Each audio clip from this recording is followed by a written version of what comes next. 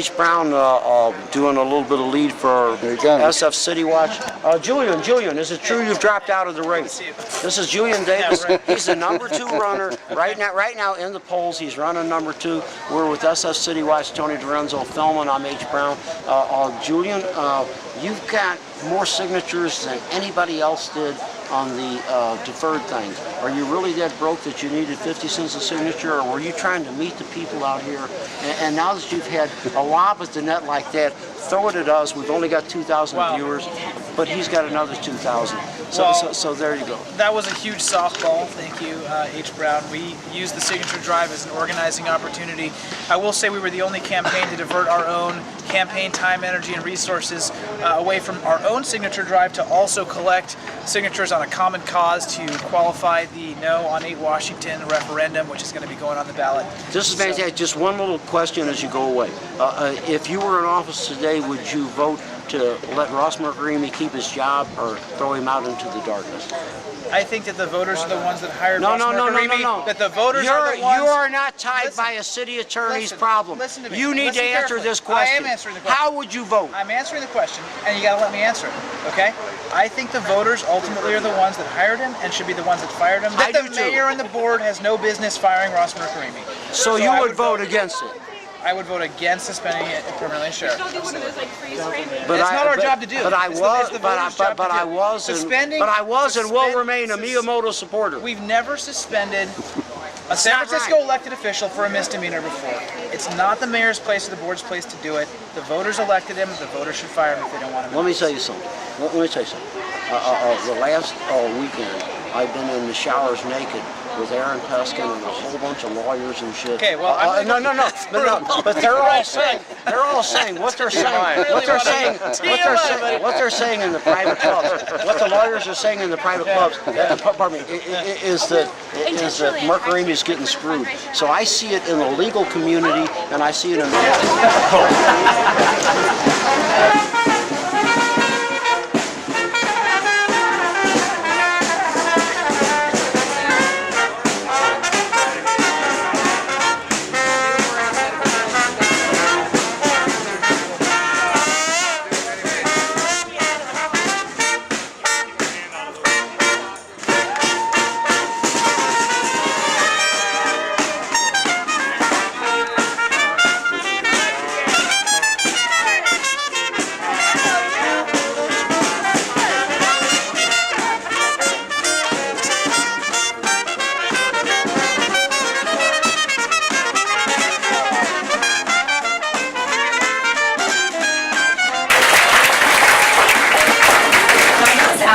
And I am the District 5 Democratic Club President, and it's truly my honor to welcome all of you and all of our candidates for being here this evening.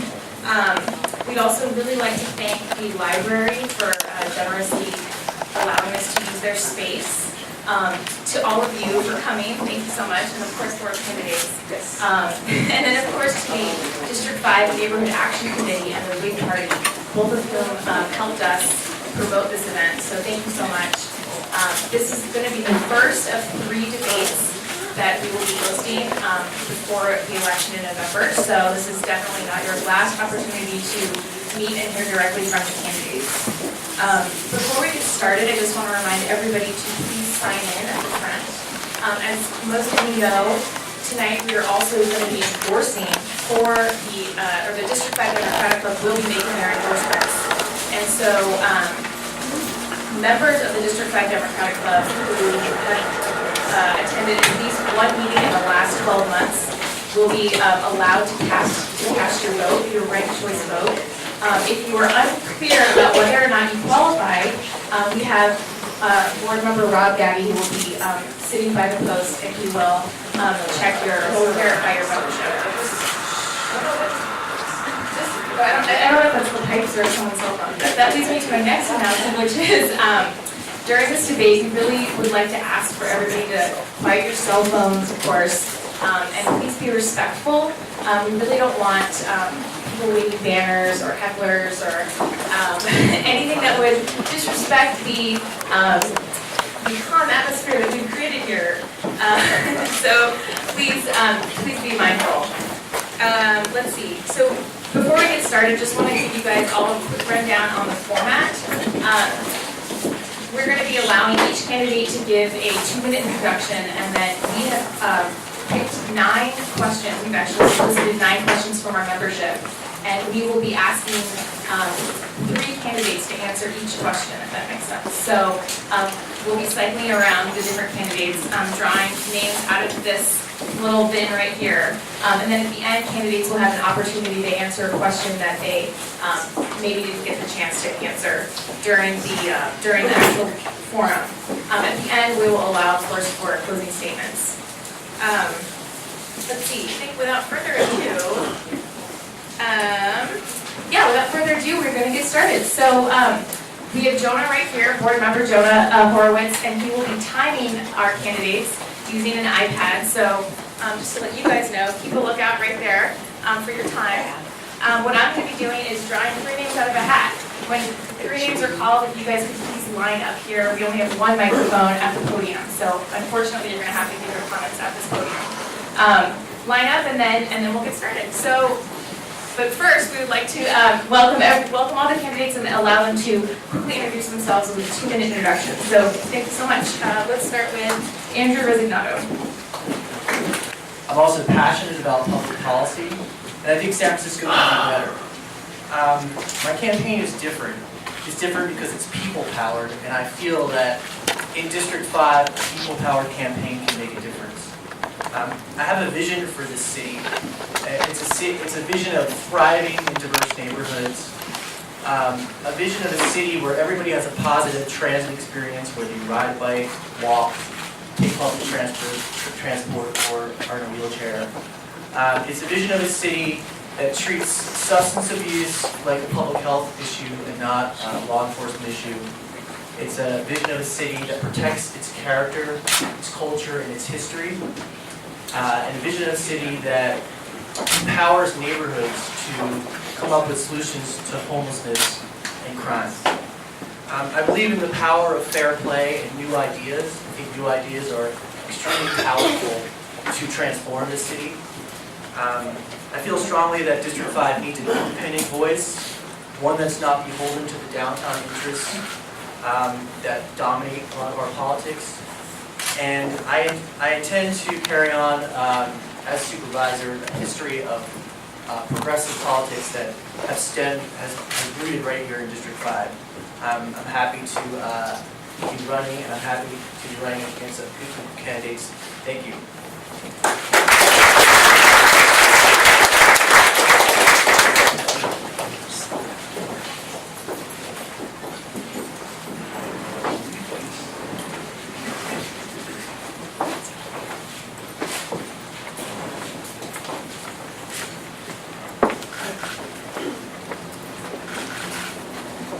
My father used to say that it's not how people get ahead in life. It's how many people they bring with them along the way. Who are you? My name is Daniel Everett, and I'm running for District 5 Supervisor. I'm running for Supervisor because I have been afforded successes in life. And make no mistake, ladies and gentlemen, many of the vibrant residents here in the city, like me, have been fortunate. Whether it be in the tech industry, where individuals are at the cutting edge, or nonprofit managers and innovators who are setting the benchmark for education and nonprofit work. This is a city of individuals on the move. But ladies and gentlemen, let us not forget the community basis of San Francisco. Out of many, one. And I say that, ladies and gentlemen, because the people who moved to San Francisco came here because of the strong foundation that longtime residents set. And in that, we are combined, we are joined as a community, having these same values, the same culture, the same vibrancy, that makes San Francisco so rich and so strong. That's why I came to San Francisco, ladies and gentlemen, and that is the San Francisco that we can keep if at every level we have policies that make us together, together, together. That is how I address the issues facing this district, and that is how I would like to be your District 5 Supervisor.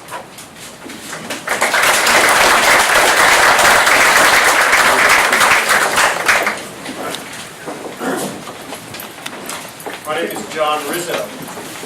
I live a couple of blocks from here. I've lived here for 27 years, and I wouldn't live anywhere else in the world. We raised our daughter here. We went to the public schools. I've been caught on duty in the tunnel for half an hour. I've done all the things that probably everyone has done. But one thing that I've done is fix problems. I have an engineering background, and I'm very results-oriented. I've been on both sides of the aisle. I've been in government, and I've been an advocate. In government, I'm on the community college board. I'm currently the president. I've been there for 5.5 years. I've done things. I've pulled the community and labor together, helped create the city's first local hiring policy at City College to hire San Francisco residents for projects that taxpayers are paying for at City College. The supervisor soon followed suit after that. I've been working with the Sierra Club for 15 years, most recently as a green energy advocate, working with the public sector, private sector, to create policy at the state level and at the local level, and programs that help grow the industry and protect the environment. I've been a parks advocate in the city for a long time. So I wear these many hats, and I just wrote a book. I thought I'd throw that up there. But, so now I think I want to take these experiences of getting things done into City Hall, because City Hall needs people to work on the issues, the services that support us all, so we don't get stuck in community tunnels, so that our parks are safe, so that we have houses that are affordable to live in. Thank you.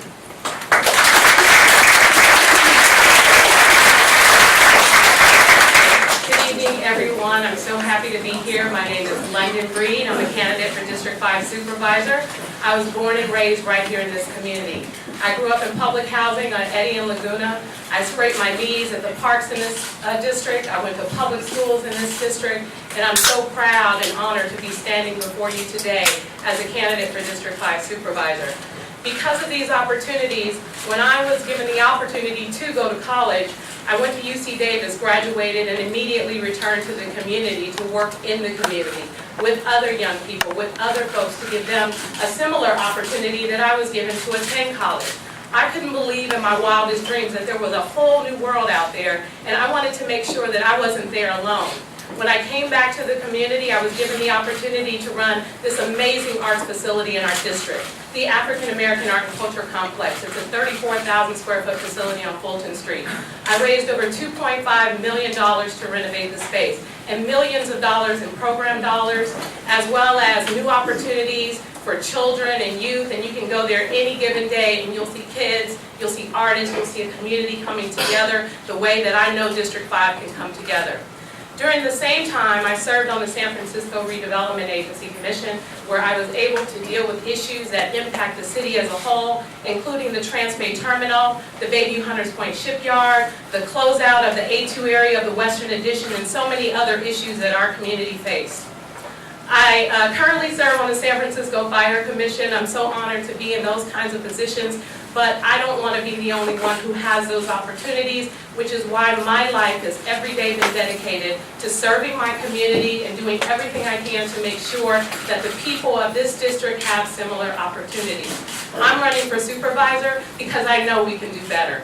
I know that we can bring great job opportunities to all San Franciscans. I know that we can change the way that we deal with our educational system, the way we deal with public safety. And I know that I can do the job. I have the experience, I have the track record, and I have what it takes to serve you all and be the leader that we deserve in District 5. Thank you. My name is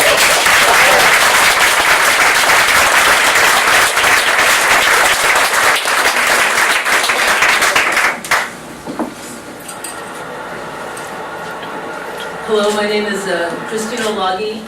I'm supervisor of this district. I was appointed in January, and I'm very thrilled and excited to be serving the community as the district supervisor. Since I've been there, we've had to tackle a lot of issues that deal with public safety, but we don't want to deal with public safety in the traditional manner. We're looking at public safety from a lot of different perspectives. We're looking at opportunities for youth, and what that means and what the implications are. How do we break the cycle of violence so that generations can have new opportunities in their lives? As a president of the Planning Commission, I was on the Planning Commission for 7.5 years. I served as president of that commission for 2 of those terms. We worked on issues that impact a lot of communities, communities of color. I worked on issues that involve safe access to medical cannabis. I worked on issues that protected small business and stemmed the tide of some of the impacts that we saw occurring with formula retail and how they affect small businesses in the neighborhood. Simultaneously, I worked at Mission Agenda. I worked with single-room occupancy hotel tenants, fighting for the quality of life in single-room occupancy hotels in the Mission District. On 6th Street, I work with families who live in single-room occupancy hotels to do what we can to improve the quality of life. As District 5 Supervisor, I'm very concerned and dedicated and devoted to quality of life for all the residents of District 5. Since I've been there, I've worked with Alamo Square residents to look at ways that we can regulate the tour buses so they don't cause such a disturbance in our neighborhoods. I think anyone who drives can see that that's the case. Anyway, I'm proud to serve the district. I want to continue to serve the district and work with you collaboratively, as I have been for the past few months, to do what's best for the city and what's best for our neighborhood.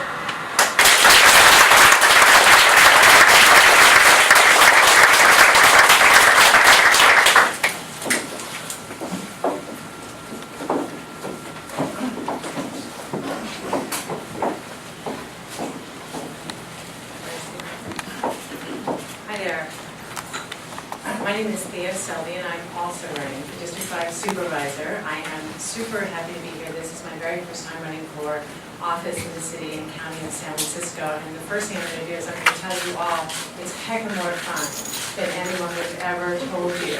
So one of my challenges to you is consider running for office. I really want lots and lots of fresh blood in politics. I want lots of new people, and I suspect that every single person who's in here actually could do that. So consider yourself asked. I'm a mom. I've got 2 kids, a 14-year-old and an 11-year-old. They go to public school here in San Francisco. One goes to Olague, the other's going to Presidio this year. I'm also a small business person. I have my own small business, which is actually getting kicked out of the market, which is an issue in and of itself, but we can talk about that later. But the reason I'm in front of you today is that I live on Haight Street between Webster and Fillmore, and that is actually somebody, a merchant up the playground said to me on Saturday, you're the thermometer. When the neighborhood is getting hot, you're the one, you're the center. When you're hot, the neighborhood's hot. And in 2007, we were very hot. We had a double homicide across the street from my house, and it happened for 2 young men who were killed. And previously, there had been a lot of violence in our neighborhood, and previously we had sat back and we had done nothing. But this time we got together and we started talking to each other, the merchants, the neighbors, we worked with the supervisor, we worked with the police, and we made safe, thriving, and inclusive Lower Haight. And we had lots of stuff that we do with the Lower Haight Merchant and Neighbor Association. We created that. We do art walks. We do lots of things to create safety, make things thrive. So I'm here in front of you to say I want a safe and thriving district, and I want a strong voice for neighborhoods at City Hall. I'm the neighborhood candidate. I'm here to serve the people of District 5. Thank you very much.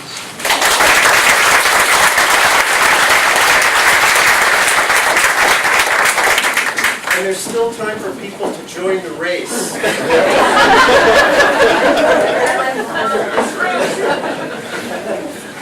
Come one, come all. My name is Julian Davis. I grew up down in the Peninsula in the Bay Area, lived in San Francisco for 10 years now. I live over on Fulton and Fillmore, not far from Alamo Square Park. And I'll tell you, I'm running for supervisor to keep San Francisco real. What does that mean? Let me unpack that for you. This should always be a city where everyday people have a chance to survive and thrive here. It's getting to a point where Speak up, please. It's getting to a point where students, artists, working families, immigrants, everyday people, the people who make up the lifeblood of our city, the people who make this place so special, are no longer able to live here. You know, look at what's happening in San Francisco right now. I'm just going to tell it like it is, okay? There are road development interests that are controlling the agenda at City Hall. They have a vision for the future of San Francisco that includes luxury condominiums for the ultra-rich, chain stores, parking garages. You know, it's a vision for the future of San Francisco that doesn't include the people in this room. It doesn't include everyday people. So ask yourself, how is it that they get away with it? How do they get away with it? And I'll tell you, they get away with it by choosing your leaders for you. Over the past 2 years in San Francisco, we have seen an appointed mayor, an appointed district attorney, an appointed sheriff, and an appointed District 5 supervisor. Ask yourself, is that participatory democracy the way we envision it? And the answer is obviously that it's not. I have some experience in the government sector. I used to work for now State Senator, then State Assemblyman Mark Leno. I am currently the board president of the Booker T. Washington Community Center, where we're working on building affordable housing for emancipated foster youth. Check out my website, juliandavis.org. There's some literature here. I'm looking forward to this debate tonight, the qualifications to be your next supervisor, and I hope to have your vote. Thank you.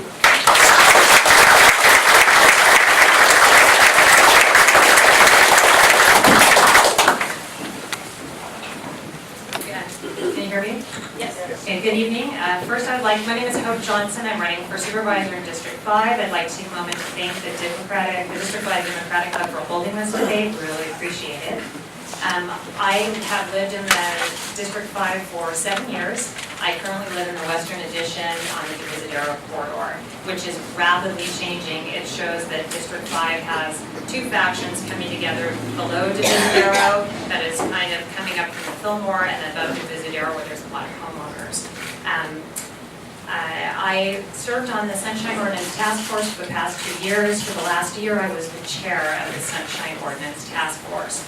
And I volunteered long hours on that committee, ensuring public access to the operations of local government. I think that that's really important, because otherwise how will you be able to analyze if those people are really representing you or if they're just merely selling out to the highest bidder? As supervisor, I would hope to continue to ensure our government acts in our best interest and to try to curb the abuse of authority, some of which you heard Mr. Davis talk about a few minutes ago. I'm a renter, I'm a public transit rider, and I'm also a private sector employee. So as a private sector employee, I'm accountable to clients. And I think that that is something that we need, accountability in City Hall.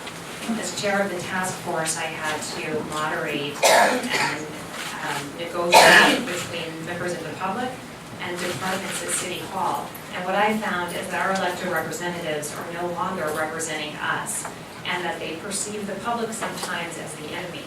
And I would like to change that. Some of the things I would like to work on as a renter, a public transit rider, and a private sector employee is affordable housing. We need to strengthen tenant rights, support small business jobs, and improve muni and pedestrian and bicycle safety. Again, my name is Hope Johnson, and I would appreciate your vote. Thank you for your time.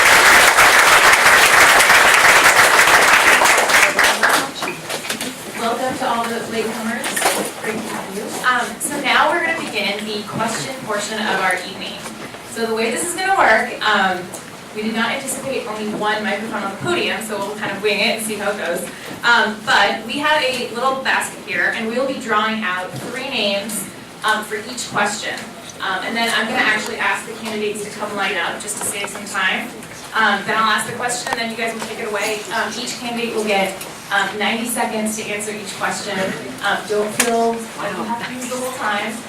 And as you guys noticed, we have a bell and a timer right here that we will be ringing once the 90 seconds has expired. So, without further ado, our first question of the evening is, and by the way, these questions were compiled by our members who submitted them. And unfortunately, we do not have an opportunity to ask audience questions tonight, but we will have subsequent debates if you want to ask questions. Anyway, so these 9 questions have been pre-written. First question, how do you propose to reduce the amount of gun violence and increase public safety in the district? And for this first question,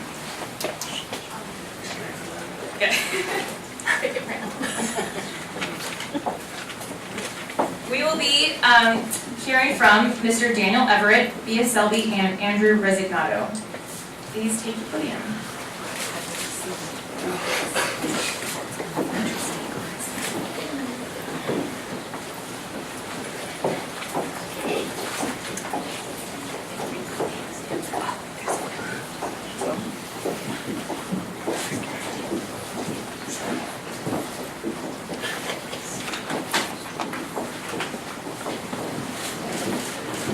Ladies and gentlemen,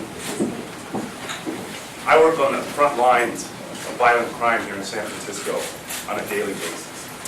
As a defense attorney who works at 850 Bryant Street, advocating for the rights of indigent San Franciscans, those who cannot afford an attorney, I've come face to face with many of the aspects of our criminal justice system. That being said, we need to get tough on gun violence. As we all know, District 5 has been plagued lately by problems that essentially, or ostensibly, arrive from a lack of police patrol, and certainly a lack of a feeling of public safety. But make no mistake, ladies and gentlemen, we need to get at the root causes of violent crime here in the city of San Francisco. And by that I mean a lack of education, a lack of opportunity, and a persistence at City Hall and in Sacramento to treat mental health ailments as if they were criminal mens rea type of aspects of one's nature. We need to change that here in San Francisco, but in the short and interim term, I would ask for more policing of the residents here in District 5.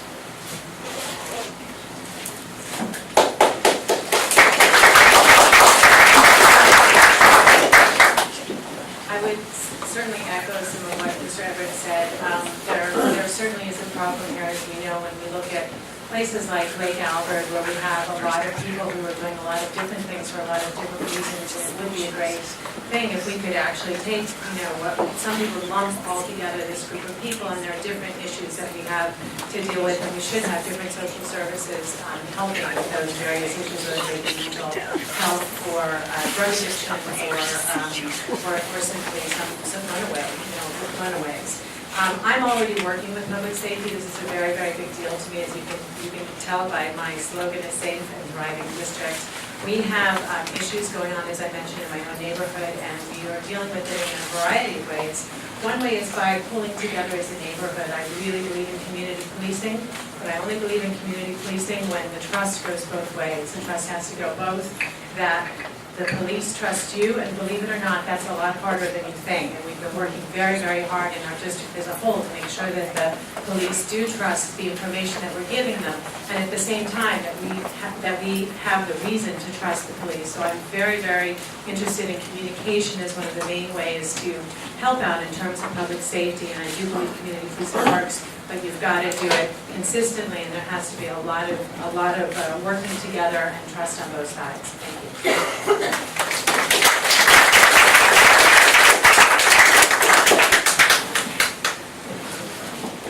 Thank you. This is a subject near and dear to my heart. I actually did my master's thesis on violent crime in urban areas. And I just want to mention one thing that a lot of people don't mention. It's that we have scarce police resources, and they're more scarce than ever. And so the way we use our police resources is important. The police make, out of all their arrests, 25% of their arrests are for narcotics. That means 1/4 of their time they're spending arresting people for drug use, possession, distribution. I don't believe that's a solution. I don't believe that drug abuse and substance abuse is a law enforcement solution. I think it's a solution for public health. And I think that's something we have to address as a country. I think what the drug war does is it creates systematic causes of violence in neighborhoods, like the neighborhoods that we have in our district. So I think we have to address that issue. I agree, we have to create opportunities for people. We have to keep teenagers busy. We have to make sure that we have after-school programs that are keeping people busy and out of trouble and away from guns. We have to have opportunity. I echo those comments. We need opportunities for people, educational opportunities, and that's where we should be putting our resources, not into arresting people for drug abuse and substance abuse, and it just becomes a revolving door. We're wasting our resources on that, so that's going to be my solution.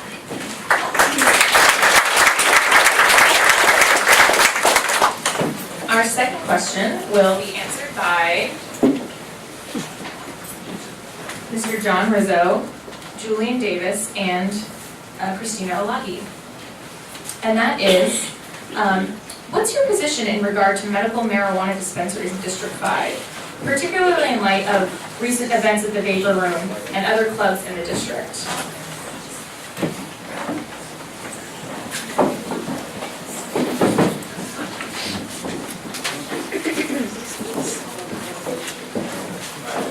That would be John Rizzo. So the question is, What's your position in regard to medical marijuana dispensaries, especially in regard to the recent events in the Vapor Room and others that are close to first, I think it's very unfortunate that the federal government is doing what it's doing, not only in California but across the country, just cracking down and basically trying to shut the whole thing down. That said, I think a better approach, rather than this law and order type approach, would be regulation. Would be actual laws regulating it like we regulate other things locally, so that if a liquor store wants to go in, it would be the same procedure. You have licensees, you have rules to follow.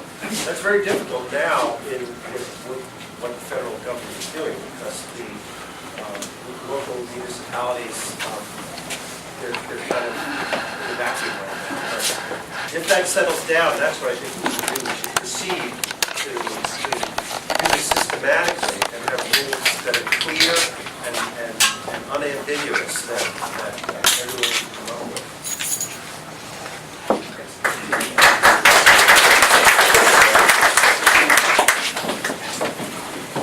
Hi, Julian Davis again.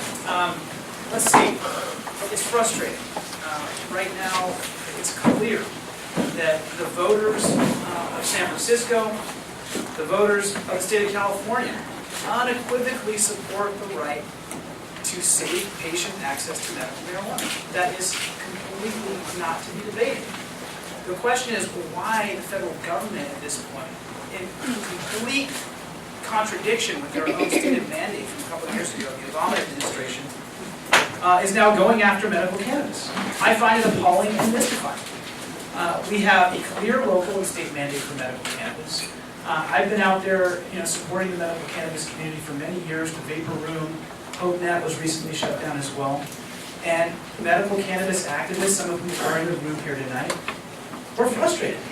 We're frustrated because there's not a lot we can do when the federal government comes down and brings us a Reagan-era rule and starts deciding that they're just going to, the DEA and the rest are going to start going after landlords and shutting down medical cannabis dispensaries. We've done just about all we can do on the local and state level. There's progress that we can make to play by the rules and to have consistent regulation and to do all that. We've been doing a great job of it. And here's the federal government stepping in and telling us that what we're doing here somehow doesn't make sense to them and isn't right.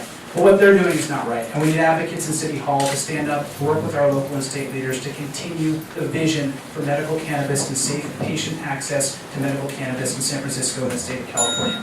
And I will do that.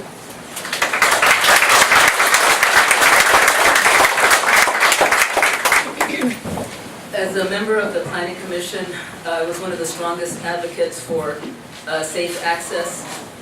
We started permitting these medical cannabis dispensaries about 7 years ago. I think it's very sad when you see good operators like the Vapor Room and HopeNet shut their doors, which I believe really does sometimes lead patients to have to look for other means of accessing their medicine. And I think that in this debate, one of the things that a lot of people forget is that medical cannabis is exactly that. It's medicine, and there are patients that need it. And I full-heartedly support safe access to medical cannabis and the San Francisco Medical Cannabis Program. Currently, my office is working with the medical cannabis community, and we have been, since I've been appointed for the past 7 months, to establish an emergency re-permitting plan for those facilities affected by federal interference. So a lot of folks, after their place is shut down, they can no longer serve their community. So it's created quite a lot of problems for people who need that to survive and to function on a daily basis. Again, I've long supported it. I will continue to support it.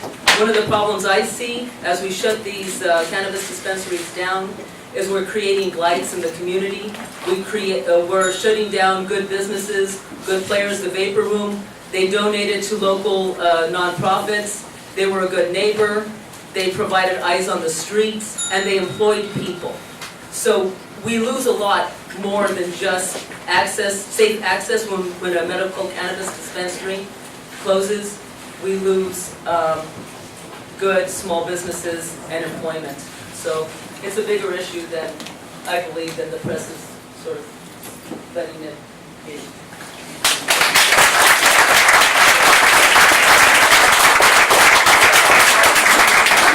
Third question, our two remaining candidates who will answer this one are Hope Johnson and London, and then I will pick randomly from the other 6 candidates. And no candidate hopefully will, I think it'll come out to no one says, or no one answers more questions than the other, but. Okay, Hope Johnson, London, and Daniel Everett. And your question is, there is a proposal to install physically protected bikeways and improve pedestrian safety on the 3 blocks of Bell and Oak Streets between Baker and Scott. This has proven very controversial between drivers and bikers. Would you support these projects if elected supervisor? Hope Johnson, London, and Daniel.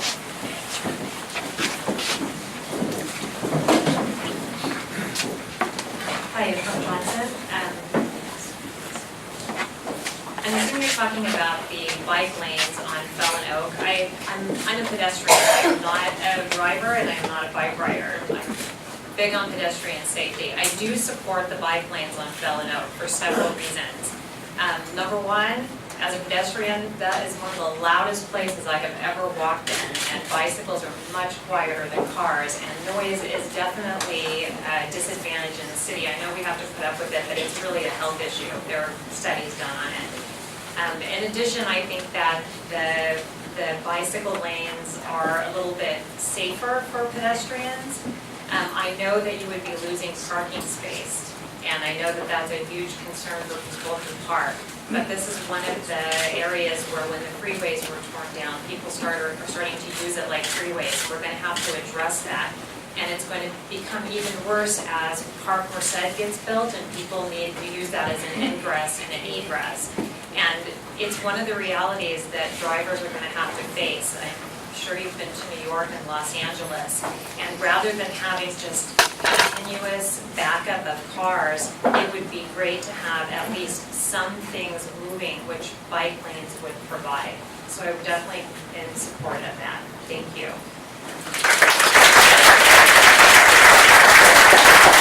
Hi, London Breed. I think that we all need to figure out a way in which we, as drivers, as bicyclists, as pedestrians, can coexist in this community.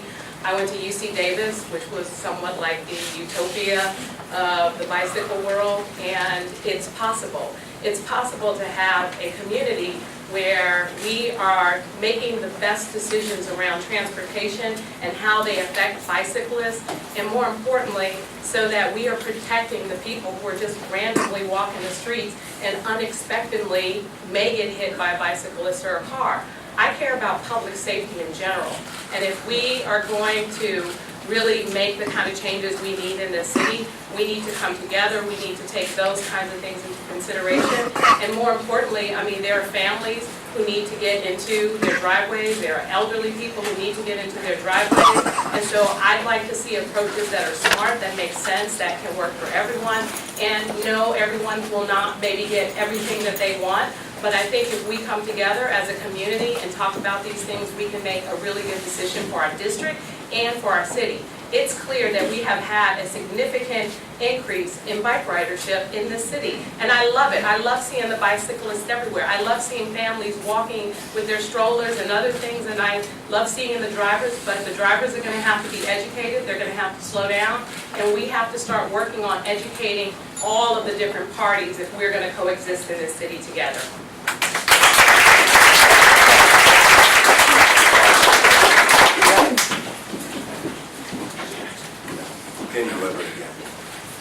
Ladies and gentlemen, I think it would surprise many of you out there, or certainly those who hadn't been paying attention, the amount of overlap that these issues really have. It's not just parking on one end and bicycle lanes on the other. Parking, for instance, substantially affects the amount of traffic in a given community. And by that, I mean, if you've ever circled the block for 10, 20, 30, 40 minutes, you can certainly understand that that is the essence of traffic. And if you've ever sat in a muni bus and waited for the slow car who's circling the block for his 10, 20, 30, and 40 minutes, then you can certainly understand how the parking situation slows down muni. And so, ladies and gentlemen, when we look at the issues like the bike lane and the parking situation, we need to do so with understanding how much these issues truly bleed into one another. And if we look at that approach, I feel we can more easily tackle these issues. I am definitely in favor for increase in cycling here in San Francisco, but I think we need to do so with recognizing the hopes and needs and necessary requirements of ordinary citizens here in San Francisco, and that certainly includes parking and respect for one to have a parking space and to own one's car.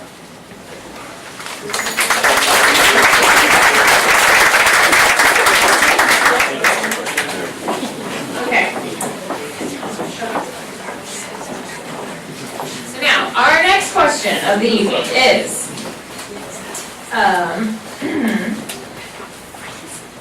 there have been a variety of proposals to reform San Francisco's instant runoff voting systems over the last year.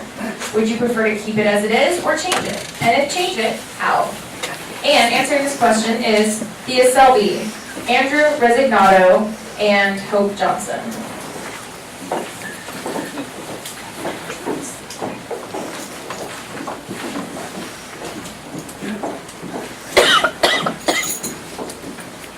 Hi, I'm Thea Selby again, and I can answer this question very quickly, so I'm going to actually go back to public safety because I think I could have done a better job. The answer is I'm very happy with ranked choice voting the way it is right now. I worked for a candidate, her name was Malia Cohen. She was one of 22 candidates in District 10. She people didn't know if she had a chance or not. She came off as the 5th when we did our first place votes and she ended up winning the race. I think it does what I want to do with politics, which is it gets more people in the race. I think that's a good thing. So that said and done, I do want to talk a little bit more about public safety and just say that we had a public safety meeting in the Lower Haight, and I want to sort of tell a little bit how that worked. When we did that, we had about 150 people there, and the idea was to bring in the merchants and the residents and their ideas, and that really works. That's what we found. We found that when merchants and residents work together, they can come up with really good ideas for public safety. That's how we made a much more safe and thriving neighborhood in the Lower Haight, and that's what I advocate for. I want to also bring up a program called Year Up, which I've just heard about, which is a very exciting program. Speaking of opportunities, there are a variety of new programs out there. This is for 18 to 25-year-olds who are in the Western Addition and the Bayview, and it gives them an intense 7-month course for learning IT skills, and then they get picked up. 85% of them graduate, 85% of them get picked up with a job within 4 months. So there are some exciting programs out there. Thank you.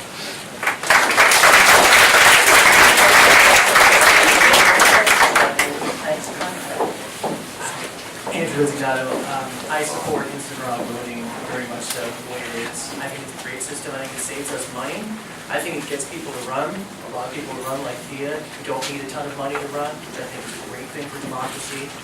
I also think it prevents low voter turnout runoff elections, which sometimes are below 10%. And that's not democracy, 10% of the people turning out and choosing who wins the election. So I think instant runoff voting is great. I think the problem with instant runoff voting is that people don't know what it is, don't understand it. And I was surprised because I talked to my campaign manager. I said, on Facebook we should have a real simple video that can illustrate what instant runoff voting is. I couldn't find one that was really simple. And I've shown my other candidates to actually, as you're running, educate the voters about instant runoff voting. And even if we have to coordinate a day in which all our Facebooks are about instant runoff voting, let's educate the populace about the voting system that they're about to undertake in this election. Because I think instant runoff voting is great, I just think we need to educate people about it. And I yield back the balance of my time.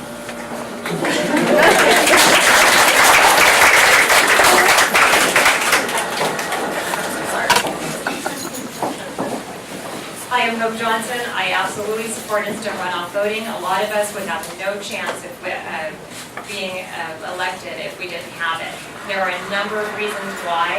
Number one is some of us don't have supporters who have a lot of money. So if you have to have an election and then have a runoff election afterwards, some of our supporters that don't have a lot of money, that aren't downtown developers, that aren't people who have special interest fees and money, would not then be able to go back and ask those same people, hey, can you please pony up some more and support the tax vendor?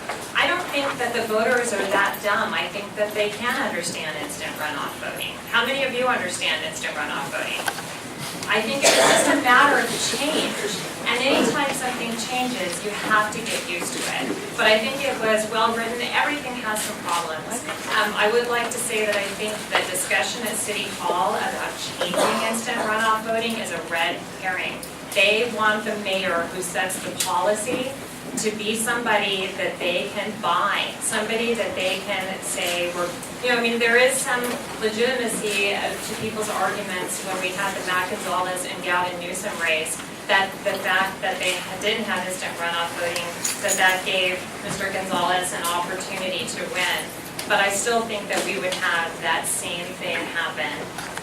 And now that there's even more disparity in money, I think instant runoff voting is even more important. Thank you. More than to see this project move forward.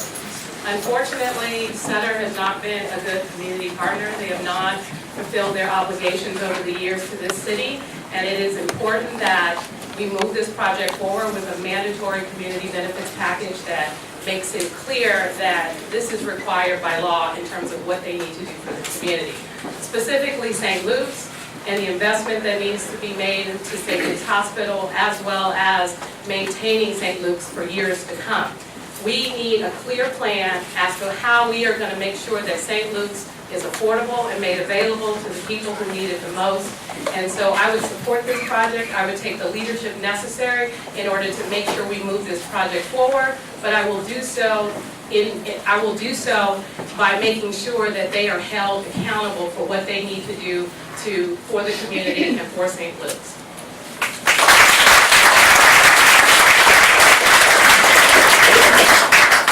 I've worked on this issue for a number of years, starting at the Planning Commission, where we had to hold up the institutional master plan because it simply wasn't providing appropriate or information, all the information we needed on the plan for CPMC and for this particular campus. So I've worked with advocates in the community, I've worked with Jobs for Justice, I've worked with community-based organizations, I've worked with housing advocates, and I've worked with a lot of people in the community on this issue. And the concern that many of us have is that we want to see, definitely we want to see a project move forward. We need a seismically sound institution, and that's part of the mandate, the state mandate, and that's why they're being forced to do this rebuild. But they do have to be held accountable. And I signed on to the letter recently with Supervisor Chu, Supervisor David Campos, and Supervisor Malia Cohen. And our concern was in the development agreement, there was a clause that basically gave Sutter Health the ability to exit from their obligation, their 20-year obligation at St. Luke's, if their profit margin fell below a certain level. So we say, yeah, sure, we want to work with CPMC, we want a good project, we want an accountable project, we want a St. Luke's that's going to be there for 20 years or longer.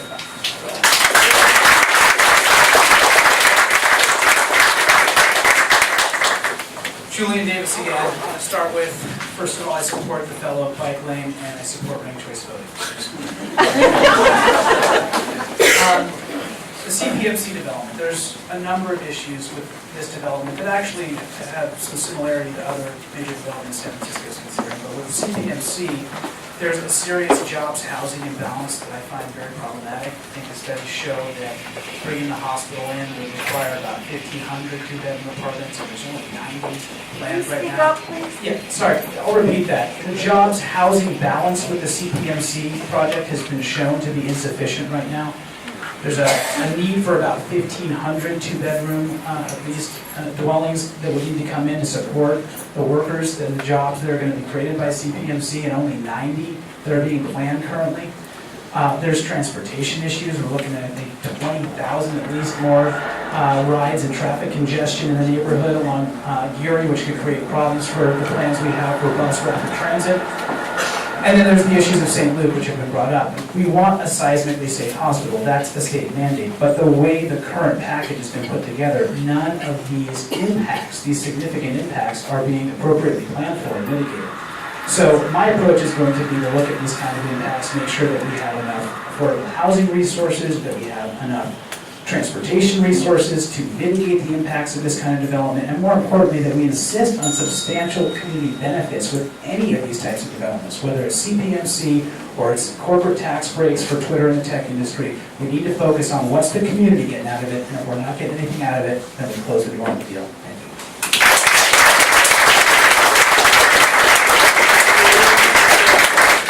Our next question will definitely be going to Mr. Rizzo.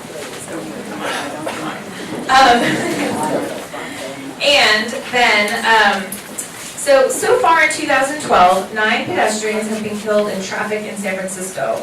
Only 1 person has been prosecuted. What do you think needs to be done to mitigate pedestrian fatalities in the district? Second, do you believe these incidents have been adequately handled by the justice system? The second 2 respondents are Andrew Resignato and Thea Selby.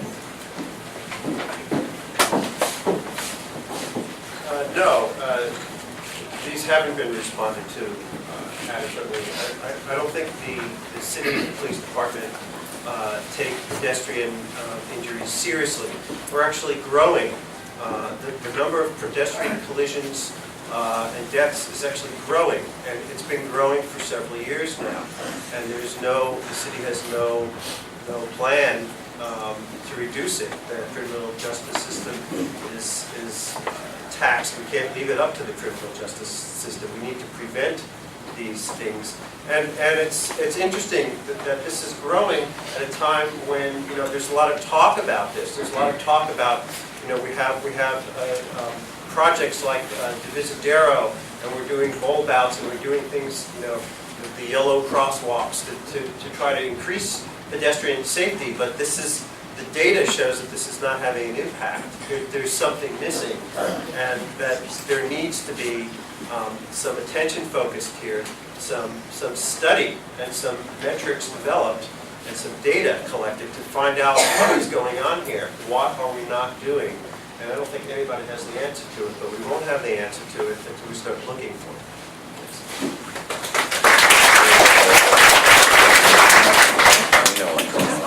I would agree with John on that. Actually, San Francisco, I think, is the worst pedestrian safety in California. And we're usually not the worst city in a lot of things. We are for pedestrian safety and fatalities. And I agree. I think the public health, I've worked with the public health department, I've at the public health department for 10 years. I've been there, and I think it is a public health issue. People are getting killed on our roads, our streets. And I agree, we need some funding. There actually needs to be some resources put to find out the answers and to figure out the solutions. And it might not be a law enforcement solution, but it could be, because I think the police, I've heard this from bicyclists too, when there's a pedestrian or a bike accident, they don't do a very good job of reporting what happens. Whereas they're much better with cars, and I think that might be a training issue at the police academy that they can deal with. And just a little bit off the topic, another thing that I've noticed in District 5 is that, if you want to talk about pedestrian safety, is the sidewalks are in disrepair in a lot of places. And my campaign manager herself just fell down the other day. She ran into a hole and she fell over. And I've been looking at the sidewalks and taking pictures of the sidewalks in District 5, and they need to be fixed, because especially for people who are in wheelchairs, there's places they can't even get over. And I think that's one thing the supervisor can really do and find solutions for quickly. And I'll do that as supervisor.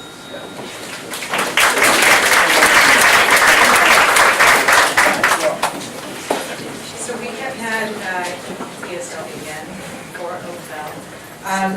We have had more than 800 pedestrian collisions each year in the last 2 years. We've already had 10 pedestrians die this year. Most of these fatalities occur between pedestrians and vehicles.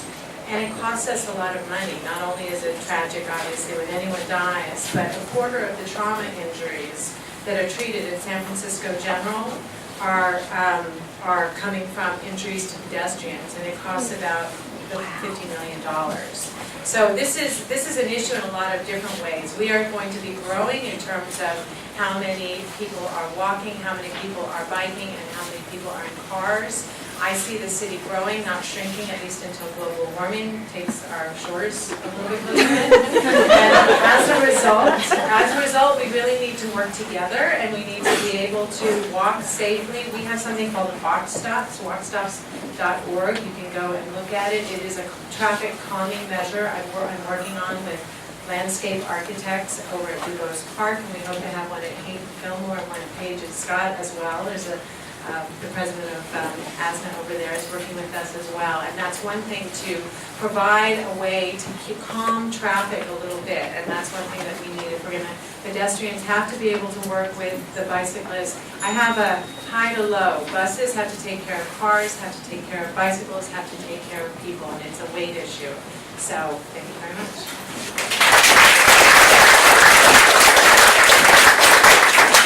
The next question is, what do you think should be done with vacant properties in the district? There's a lot of really positive growth under Resignato, but there's also some lagging properties. So what do you think should be done to kind of motivate or inspire development in those properties? And what's your position specifically on the ongoing discussions involving the Harding Theater? This goes to Christina, Olague, Julian Davis, London Breed.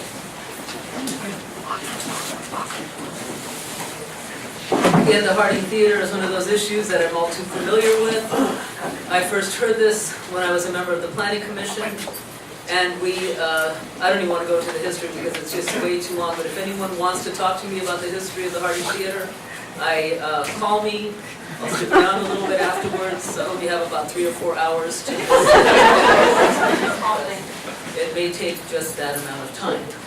It's, I think at this point, we've been seeing it going through a lot of, it's just been sitting there lighting the community for way too long. I believe that the vision that people have for it is a very good vision. But at this point, I think what's really critical is that some development happen at that site. So I have listened to the community.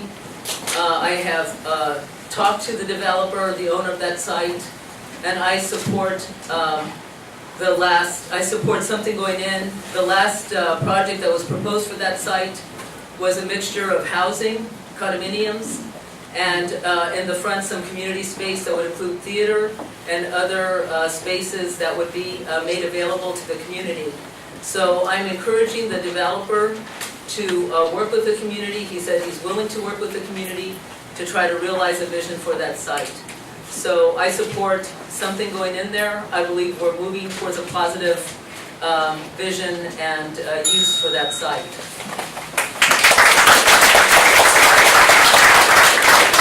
Hi, London Breed. I believe that vacant properties are unfortunately a sad source of light in many of our communities, including both the Western Addition and the Diristic.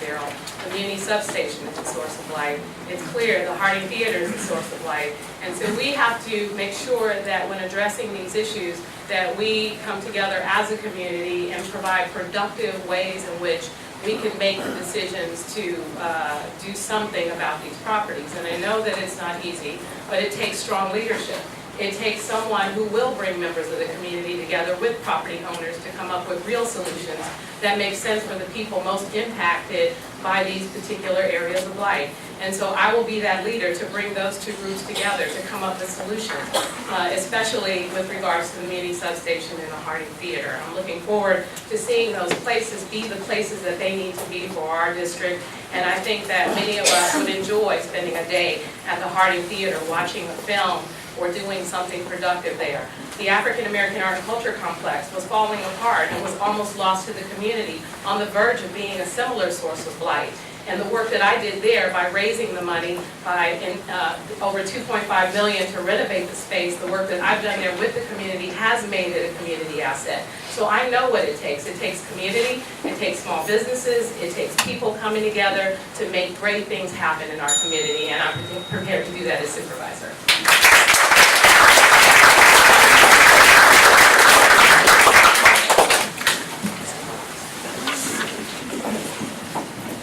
Julian Davis again.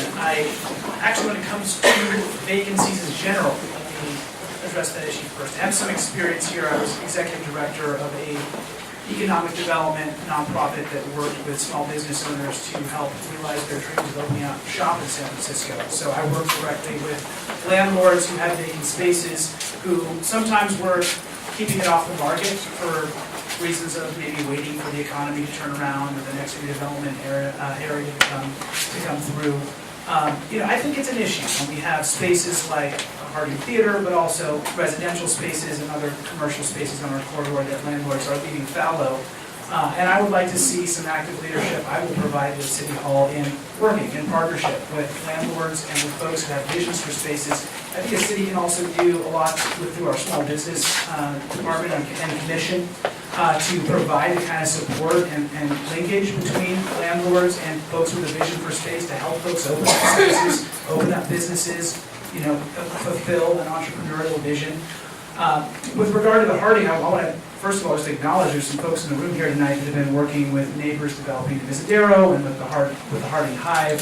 I think the envisioning that's gone in and the way the community has come together to try and think about using that space creatively as an art space and as a space that can come back alive again is absolutely fantastic.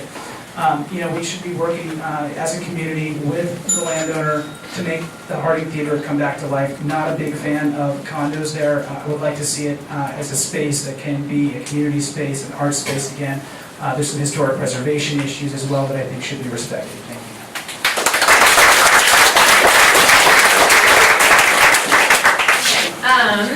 And just a reminder to everyone, we're we're gonna have 2 more questions, and then each candidate will be able to answer one question that they did not get to answer, and then we'll have closing statements. So you're nearing the end here, folks. Okay, so for the next question, we have Hope Johnson, Daniel Everett, and Thea Selby. And the question is, give us your thoughts on how to fix Muni in the city.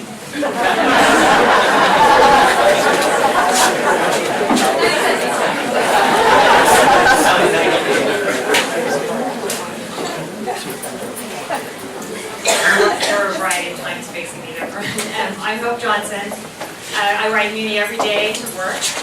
There are a couple of things that I think we need to do to fix Muni. I really like boarding the back doors. I think that was a great thing to speed up Muni. Although it happened before. One of the things I think we need to do is take the lines, say the 5, which I ride every day, and during commute hours, there'll be 3 packed in a row, and then another long one will come for 15 minutes. And I feel like that's something that the drivers could take into their own hands and have some little common sense that maybe rather than it has to be on time, if they're delayed, they can push those times back. They could also do, I know that on the 21, they did a shuttle that only goes to Stanya. Now the 21 comes quite regularly. The 5 and other Muni lines could do that as well during commute hours. You could have one that just, because when the 5 comes down McAllister, it gets so crowded that by the time it gets down to the lower income housing, those people can't even get on. And they're trying to get to work, so they're really underserved. A shuttle that went up and down McAllister could probably resolve some of that.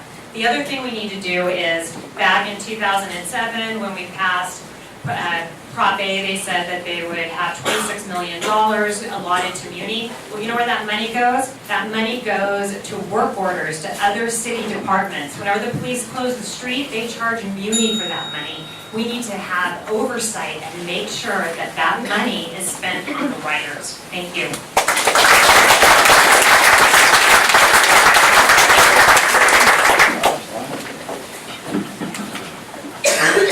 Daniel Everett again, ladies and gentlemen. As I said before, ladies and gentlemen, so many of these issues tie into one another. And again, in dealing with the Muni problem, we're also dealing with a traffic problem and a parking problem as well. Now, as far as alleviating the traffic problem here in San Francisco, what we need to do is focus on the amount of cars circling the block to find parking. Anyone who has driven by the Department of Motor Vehicles or John Jay Community College has certainly salivated over the amount of spaces, over the amount of community resources going completely unused. And that is my approach to the problems facing District 5 and facing San Francisco. We need to make better use of the resources that we have currently. As far as the Muni system here in San Francisco, I agree with what was said. Certainly we have made great strides by implementing the all boarding of the buses, and I think that that has speeded things up quite a bit. But again, if we do not address the parking problems here in San Francisco, we're never going to really get to the root causes of some of the other problems as well. So again, we need to make better use of the resources we have, such as government-owned properties like the DMV and the community colleges and the other government properties here in San Francisco.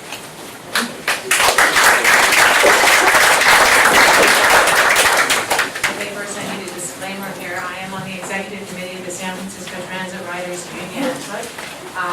Yes, as is Henry over here, and I have to give Henry in particular props because we worked really hard to get all the reporting to be a reality. It's something that Muni was a little reluctant to do, and I'm excited to say that there was a newspaper article. The Geary bus is boarding 7.9% faster than it was before. So this is good news, folks. And the reason it's good news is that if you can speed up the time that these trips take, it actually saves you. With every average 1 mile per hour, it saves Muni $76 million. So that's one place to find some money. So all door boarding, if your bus isn't being all door boarded, make a fuss because it really is working. It's making a difference. Geary is speeding up, and as is the one California. Other things we can do, and the Geary and Judah, by the way, both of them in District 5 are the 2 most used buses. or buses and muni cars of all of them. The other good news is that we're riding muni more. We have more muni riding this year than ever before. The bad news, as we all know, I don't know if you saw the article about the rubber band and the black trash bags that are holding our muni buses together. We've got a problem, folks. It's a big problem. And half of our muni buses are retirement age. And even though we are set to get some more, we're still in big trouble. What are we going to do about that? We can do a general obligation bond, that's one thing. Another thing, I was part of a task force to try and balance the budget for Muni. We can also do a vehicle license fee. So if those things come up, please vote for them. We want Muni to work for us. Thank you.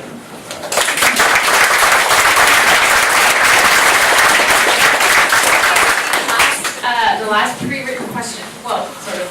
We'll go to the final two candidates who only answered 2 questions, I believe, and that is John Rizzo and Andrew Resignato. And that question is, I'm sure all of you are aware that rents in San Francisco are outrageous. District 5 has one of the highest percentage of renters in the city. Do you support the current rent control policy? How would you change this policy?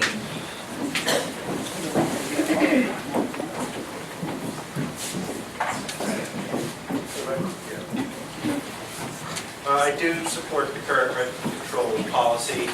I think we have a problem with affordable housing in this city and elsewhere in other cities. It's not perfect, but it's what we have, and you know, I'm certainly open to ideas about it on how we can control the cost of housing, but we have problems with, you know, LSAC evictions. When you have you know, a real estate speculator coming in and evicting a building, you know, full of people who have been there. I know a woman who raised her family here in this district and raised her kids here, and then after they left, she was LSAC evicted. So. You know, I think it could be better. But I don't think we should be throwing it out at this point. So I get to answer one more question later, or later. Okay.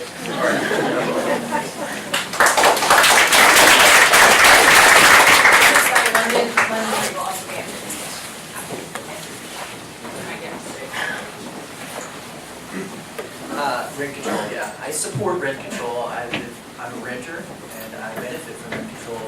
And I think it really keeps the diversity of the city. It allows people who could probably not afford to live here. And that's the kind of city I want to live in. Because I don't want to live around people who are all the same, who are all rich. And that's, I'm definitely not rich. And I like to see rich and poor people living close together. I think you learn a lot. Yeah, I think that's true. I think it's important, and I think that's what rent control does. I have talked to landlords, and I've talked to a school teacher who is a landlord, and she's talked to me about rent control. I would be okay with allowing an increase. Currently, it's 60% of CPI, an annual increase. I think we can go 100% of CPI. I think that's fair. An annual increase of rent. But I think we need to strengthen rent control to keep the character of the city. And I'm about protecting the character of the city. And I also think we need to educate people about it, because there are a lot of landlords in the city who are preying on people that have no idea that they have their rent control, or don't know their tenants' rights, and they use that to get them out. And I've met people on the campaign when I've been campaigning, and I've done that. Or have been victims of that. So I think we need to educate people on rent control, but I believe strongly in it and I support it. Hi, my name is Reed. I'm a lifelong renter in District 5. I currently rent in a rent control apartment. My landlord, she's 90 years old, Ms. Coleman. She's a beautiful lady. I have a roommate, and it's really expensive to live here, and I support rent control.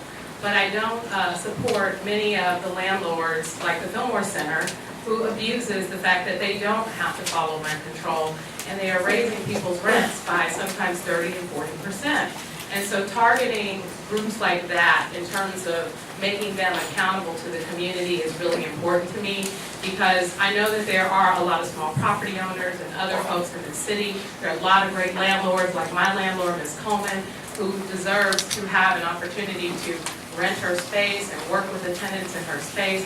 But we need to go after people who are not, who are abusing things like their units, like the Fillmore Center, where, like I said, many of my friends were given notices to increase their rent significantly. So those places that were built after 1979 that are not obligated to rent control need to be explored. So we need to start looking at how do we make things better for all sectors.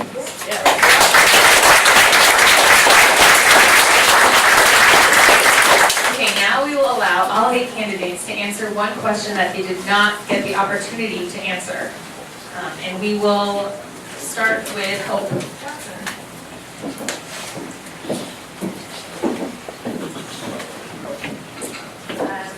It's hard between two of them. I want to talk a little bit about public safety, I guess. I think that one of the issues is that some of our underserved and low-income youth perceive no opportunities for themselves, and they see people at City Hall earning big salaries.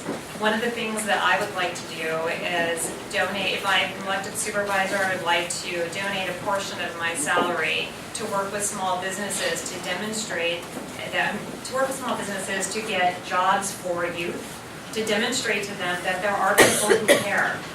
And when you feel like there's nothing that you can do, it's hard to pull yourself up by your own bootstraps.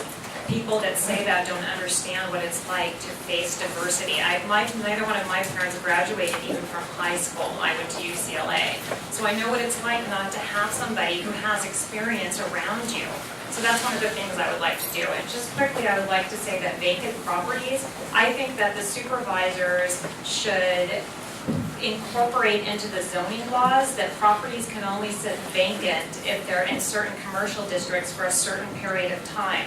That way you're not taking things out of the hands of the property owner, but you're also not leaving them to just sabotage or blackmail people, sort of like what's happening with CPMC in St. Luke's. Thank you.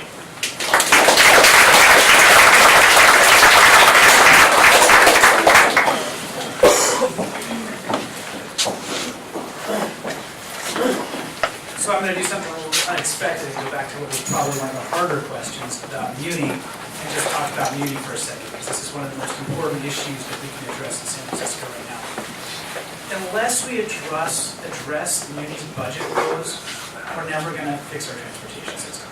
Right? When we lost to get the state gas tax money a few years back, okay, the system has had a structural budget deficit ever since then. Until we find revenue to meet that budget deficit, we're going to continue to see fares going up and lines getting cut. And we're going to continue to see duct tape and plastic bags holding muni buses together.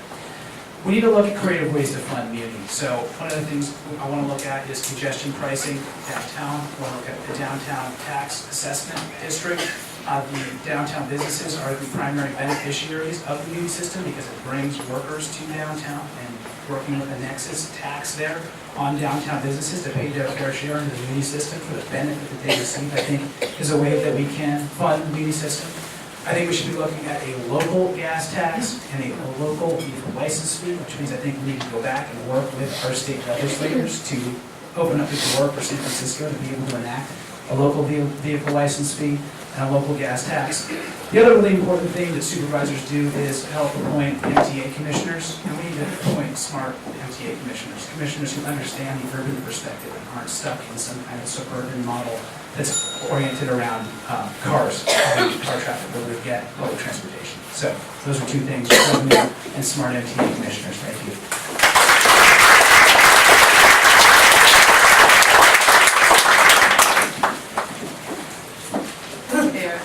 Try and address rent, and I would like to address rent in a slightly different way. I absolutely have a huge problem with the fact that our rents have gone sky high, and I see it in the Lower Haight. I always looked at the Lower Haight as a place where it was a little bit cheaper than the rest of the city, but people are seeing their rents double or triple, and obviously that's a huge problem. I'm personally affected because my business is in mid-market, and my business rent is also doubling and tripling. They're kicking us out of the location that we've been in for 10 years. They're tripling our rent, and they're sticking in a high-tech company. And as somebody who is very passionate about making sure that we have small business in San Francisco, and that we keep small businesses, whether they're merchants or whether they are service industries such as myself, there are 96,000 small businesses in San Francisco. We are the backbone of the city. Most of them are micro businesses. Between 75% of them are less than 20 employees per business. Those businesses are mom and pops. Those businesses are day in and day out there for us here in San Francisco. Most of us work here and we live here. The high-tech companies like Twitter and Facebook, they get subsidized by our government, and they are mostly white high-tech males who are in those companies. Just think about it. They are subsidized by our government, and meanwhile the small businesses are asked to pay more money, and we don't get anything in return, and we have to leave the city. So in order to have diversity in the city, we've got to continue to support our small businesses.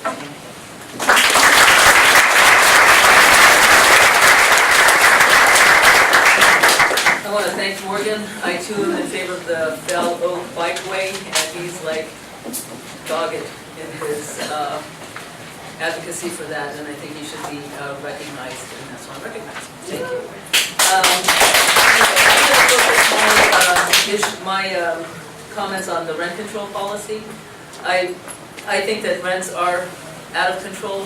Sadly, because of that, we're losing a lot of longtime residents of the city, people who've lived here 30 years, generations of families and individuals who've lived here. I'm a renter, been a renter my whole life. But I think what's one of the challenges that we face locally is that rent control policy is regulated on the state level. So we have to deal with the Alice Act, we have to deal with Costa-Hawkins. So there's just so much we can do locally to have a positive impact and to impact rent control.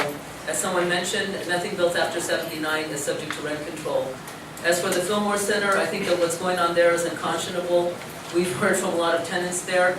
Sadly, they can get away with some of what they're doing, which has been banking rent increases.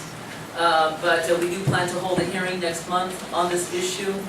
And also I think that what happens sometimes, the developer gets these sweetheart deals, as they did during the redevelopment. They get, and so they engage in these community benefits agreements with San Francisco. We've seen this in planning for years.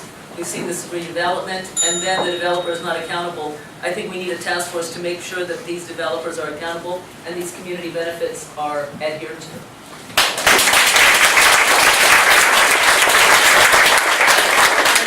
I want to deal with the issue of public safety. A big reason why I returned to the Western Addition community to work in the neighborhood where I was born and raised is because many of my friends that I grew up with were getting killed.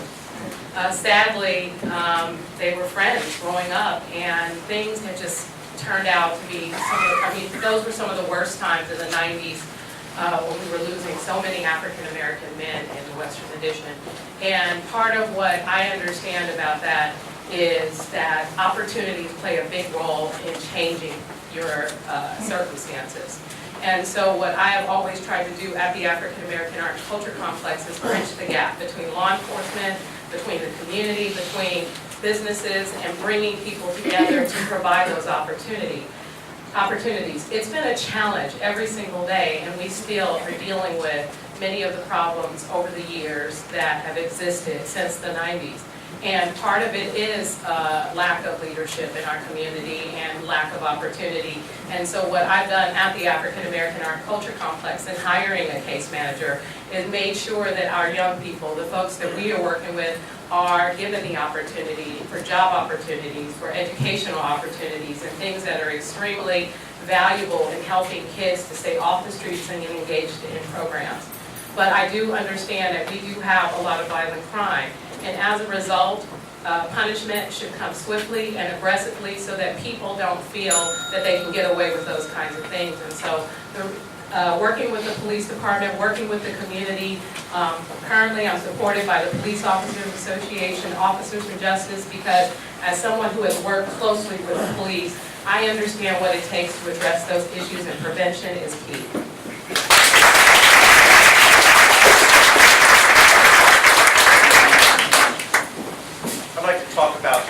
because this is how I get around town. Everyone has one, you know what this is.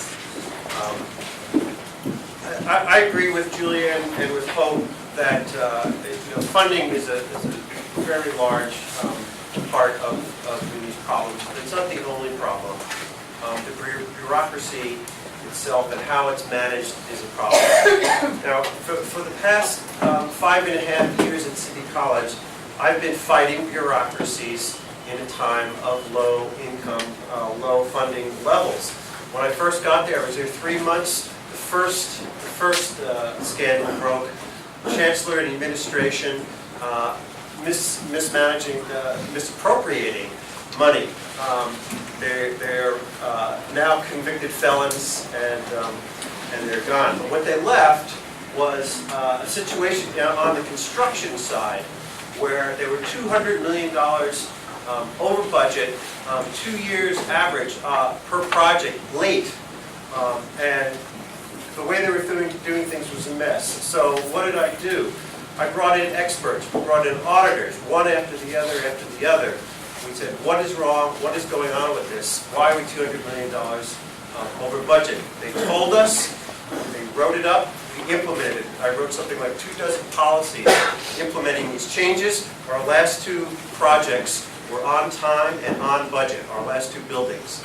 So it can be fixed. Now let's look at Muni. Muni has construction projects. They're 18 months late on average. We have one going on at Cole and Carl. 18 months late on average and tens of $1 million over budget. Same thing. We need to bring in auditors and people to look at the management. What are they doing right? What are they doing wrong? And implement the changes. Implement the changes, not just get a report and put it on the shelf. We've seen this before with City Hall too much, these reports sitting on the shelf. So I think this is not rocket science. It can happen if there is the will. Thanks.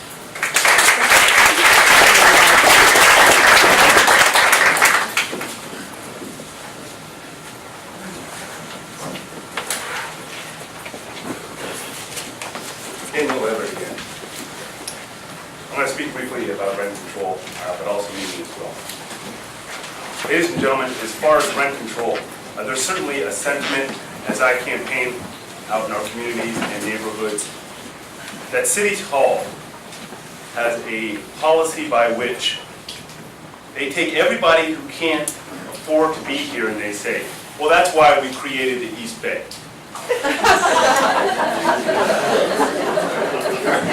Now go ahead and take you and your family over there.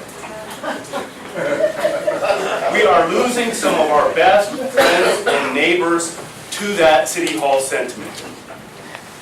I am completely against the nickel and diming of everyday residents, our friends and our neighbors who are being forced to move to the East Bay.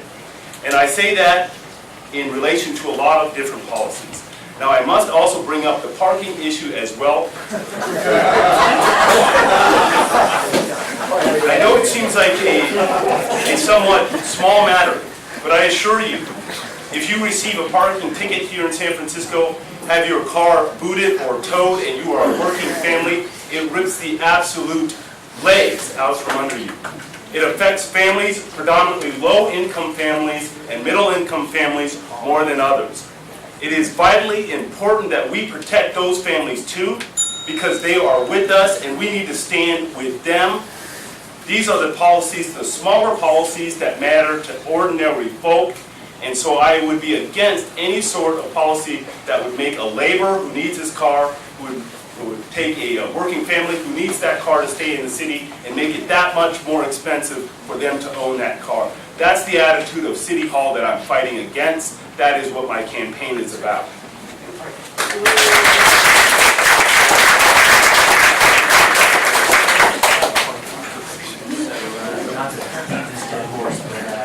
I think Muni is actually a symptom of a lot of larger problems, but I agree with Julian on we need creative ways to fund it.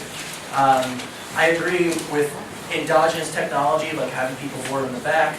I think we need more exogenous technology. We're supposed to be the tech capital, And our tech systems in San Francisco, our city tech systems are partying like it's 1999. It's unbelievable. I've been at the health department. And I came from Florida, I went to the health department, and our tech is way better. And I got to San Francisco, and I was like, this is San Francisco, I can't believe it. It's still like that. We need to work on technology, and Muni is no different. I talked to a bus driver, and he said that when bus drivers need to find out their routes, they have to call a supervisor, ding, ding, ding, call them, and if they're not there, they have to try to call them back. There should be an app for that, right? All these developers that are taking Muni to make some technology to make the system better, and I don't see that happening. And it has a lot to do with what John said. There's a layer of management at Muni that's preventing technology from people using the system. And I think we need to get in there and look at this look at how the management is, and stop rewarding failure. I agree, we're rewarding failure, not success. And I think that's the way we fix Muni and fix all the other city IT systems. Thanks.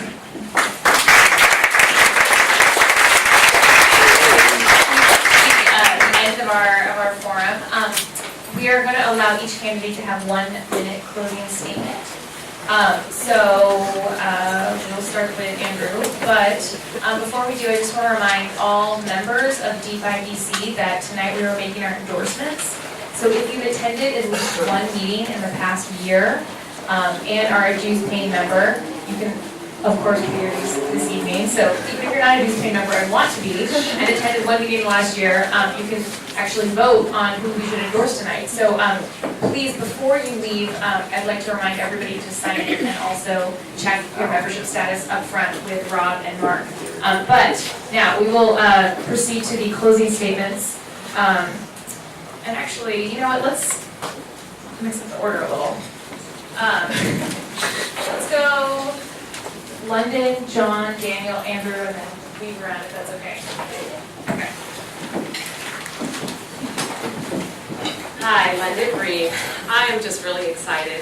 This has been a very nice debate. I mean, I want to see some action next time. Going on the attack because I grew up a fighter, fighting in this district for the things that I believe in, and as supervisor, I will fight for you every single day.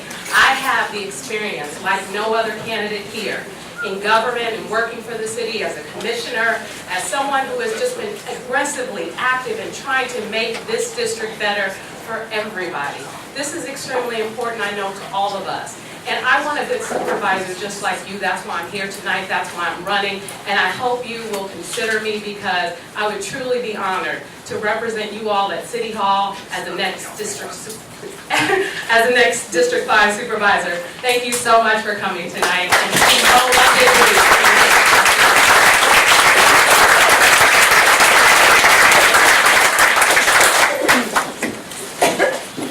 Thank you. I want to thank the organizers, the District 5 Democratic Club, and the other groups that brought this together. This is a great event. There are a lot of issues we didn't touch upon, and I have now 54 seconds, but I won't touch upon them all. But there are a few things I'm very concerned about. Education in this city. The city really needs to step up and fill some of the void that the state has been with drastic cutbacks to our schools. The city is not filling that, doing its job and doing its responsibility. I think the city we need to refocus on the basic services that make a reason to have government.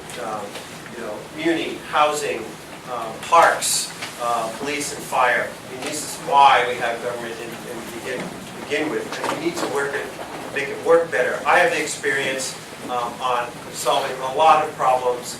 I'm endorsed by Tom Amiano, Supervisor Eric Marr, Senator Leland Yee, Jake McGoldrick, former supervisors, and others, and I hope to be endorsed by you folks as well. Thank you.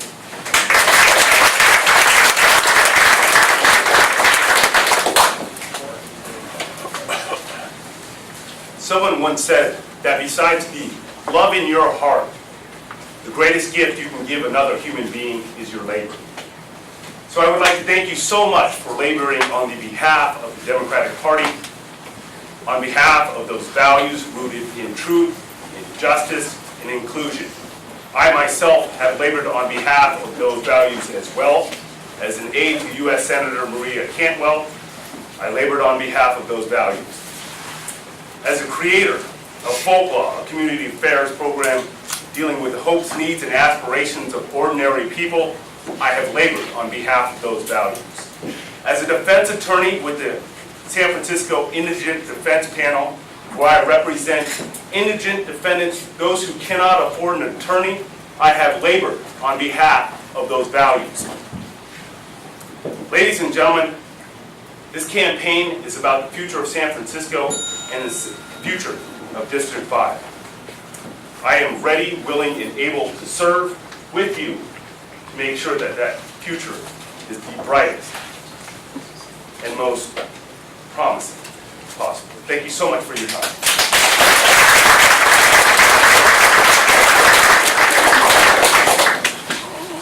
Thank you to all the candidates, and thank you to the District 5 Democratic Club for having me tonight. I'm really honored to run here in this district. What's that, like that song that says, you go where the climate suits your clothes.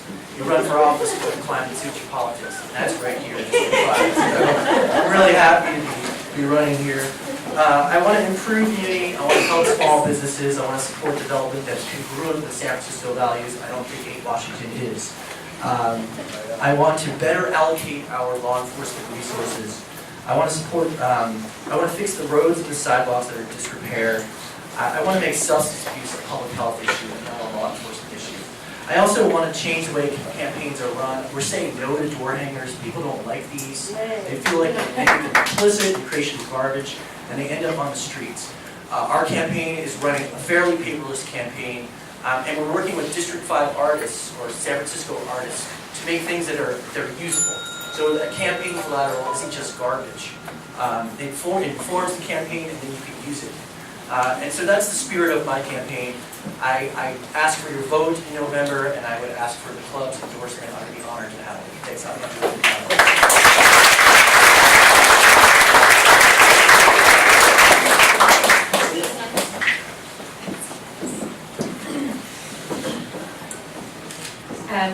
I would like to repeat thank you again to everyone who attended this. It's been a lot of fun. My name is Hope Johnson again. When I was the chair of the Sunshine Ordinance Task Force, one of the things that I did was bring as much open government as possible. And the reason I'm running is that I want to bring the power back to the people. And that is what sums up my positions on a lot of these issues. I think that one person can fight, but that one vote is not going to work if the voters don't join together. Only the voters can change things, and we need to have the power returned to the people and the residents of San Francisco. I will work to educate and empower the residents of San Francisco so that they can exercise their own civil rights, so we can work as a group to make sure that the people in District 5 have the resources allocated to them. I respectfully ask for your endorsement, and I thank you very much again for me.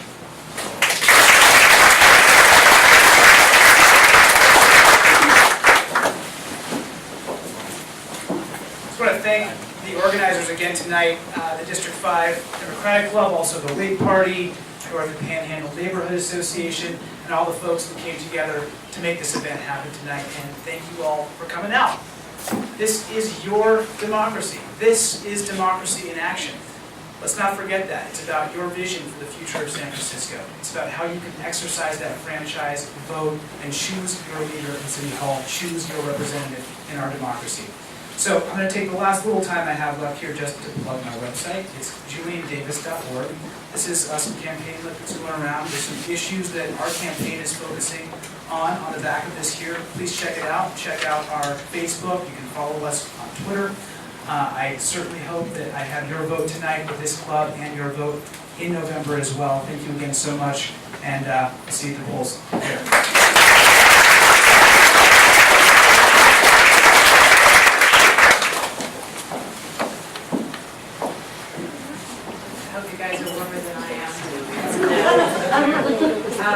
I am Thea Selby, and I am seeking your support support and your vote in November. I want a safe and thriving district. This is really what I want. I want a strong voice for neighborhoods at City Hall. What I've seen, unfortunately, in years past is I've seen how the supervisors are at one level up here and they forget to talk to the people down here. And my experience has been that the wonderful ideas come from the residents and the merchants of our neighborhoods. And I want to be the kind of supervisor who allows those ideas to percolate up and inform the legislation that we are going to be creating together to make a safe and thriving district and a strong voice for neighborhoods at City Hall. As a mom, as a small business person, and as a neighborhood president, merchant and neighborhood president, I want to first of all thank D5 Neighborhood Action Committee back there. I want to thank Morgan of the Whig Party, and of course the D5 Democratic Club. And I do ask for your support in November and also this evening. Thea Selby, thank you.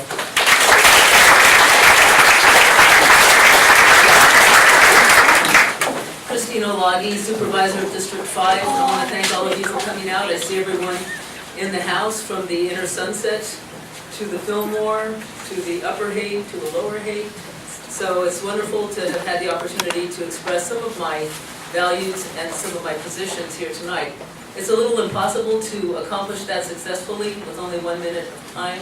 So I welcome any of you to call me, to visit our website, and I will go into more detail about what our priorities are. Certainly public safety, every issue that was touched upon tonight are issues that we've already begun working on and have been prioritizing since we got there in January. And I would like the opportunity to continue with the vision that we have. And one of my priorities is definitely working closely with people in the district. We don't make a move without input from people in the community. We work closely with people in the community, I always have. I have a record of that, whether it's the medical cannabis community, whether it's people in who are concerned about CPMC, environmentalists, tank recycling, you name it. I always try to prioritize the needs and the concerns of the community. I'd appreciate your vote in November. I'd appreciate your support tonight. We want to continue with our vision. Again, I'm progressive. I'm loyal, but the only people I'm beholden to are the residents of District 5. So I really do hope you support me.